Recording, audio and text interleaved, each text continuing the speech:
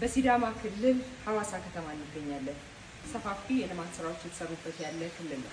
ሲዳማ ክልል ሲነሳ ሁሌም አእምሯችን ላይ የሚመጣው የሌማት ትሩፋት ነው።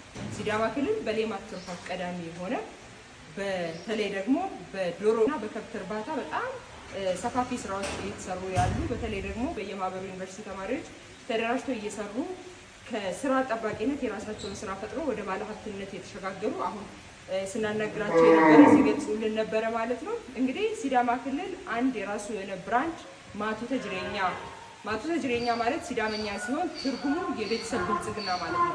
በሲዳማ ክልል ከ1 ሚሊዮን በላይ ቤተሰብ ይገኛል። ይህንን 1 ሚሊዮን ቤተሰብ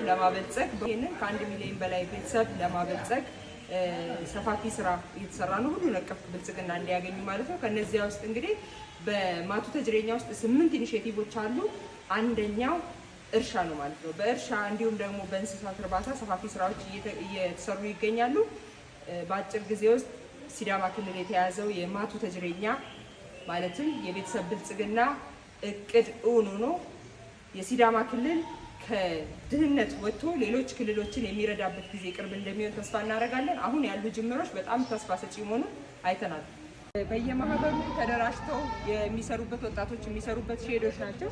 በሲዳማ ክልል አሁን ያለውን ማቱ ተጅሬኛ የቤተሰብ ብልጽግናን ለማረጋገጥ ወጣቶች ሌላ አካል ስራ ይሰጠናል ብሎ መጠበቅ ሳይሆን የራሳቸውን ስራ ፈጥረው ሌሎች መቀጠር የሚፈልጉትን እየመከሩ ያሉበት ሁኔታ ነው ያለው። እንግዲህ የራሳቸውን ቤተሰብ እያስተዳደሩ የራሳቸውን ገቢ ምንጭ ፈጥረው ከዛም በላይ ደግሞ ለሀገር ግብር እየከፈሉ ለራሳቸውን በጣም የተሻለ ኑሮ እየኖሩ እንደሆኑ እያየን ነው። ይሄ ውስን ካሉት ማህበራት ውስኖች ናቸው። ሌላ በጣም ብዙ ማህበሮች አሉ፣ እያናገርናቸው ነበረ።